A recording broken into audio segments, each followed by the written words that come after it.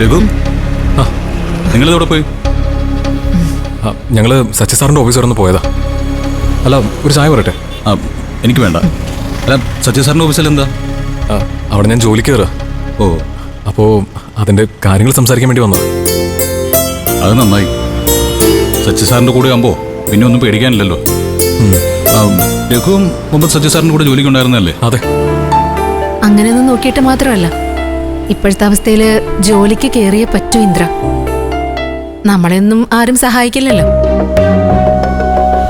കൂടപ്പിറപ്പുകളോ സുഹൃത്തുക്കളോ ആരും ഒരവസ്ഥ വരുമ്പോ സഹായിക്കില്ല. അനു പോലും സ്വർണം കൊടുത്തത് വിനയനല്ലേ. നമ്മുടെ കാര്യം നമ്മൾ തന്നെ നോക്കിയേ പറ്റൂ. അല്ല, അനു നിങ്ങളെ സഹായിക്കാൻ വേണ്ട കാര്യങ്ങളത് ചെയ്താണല്ലോ. പണത്തിന്റെ കാര്യം എന്നെ പറഞ്ഞ് ഏൽപ്പിക്കുകയും ചെയ്തതാ. ഞാനത് പറയാനും ഒപ്പം അച്ഛനെ കാണാനും ഫാദേഴ്സ് ഡേക്ക് പഞ്ചരത്നത്തിൽ വന്നിരുന്നു. പക്ഷെ അന്ന് നിങ്ങൾ അവിടെ ഇല്ലായിരുന്നു.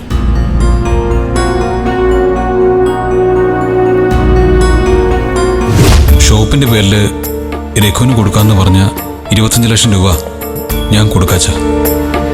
അത് വേണ്ട ഇന്ദ്ര. എന്റെ ലക്ഷ്മിയുടെ 101 പവൻ ആഭരണങ്ങളാ മക്കൾക്ക് കൊടുക്കാൻ വേണ്ടി അവരുടെ മുത്തശ്ശിയും കുഞ്ഞമ്മയും കഴിഞ്ഞ വരവിന് എന്നെ ഏൽപ്പിച്ചതാ.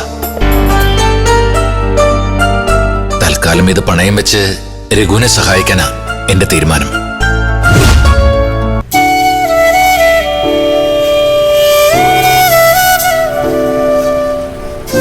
അച്ഛൻ സ്വർണ്ണം എടുത്തു വെച്ചിരിക്കുന്നു പറഞ്ഞുകൊണ്ടാ അന്ന് അതൊന്നും നടക്കാതെ പോയത്.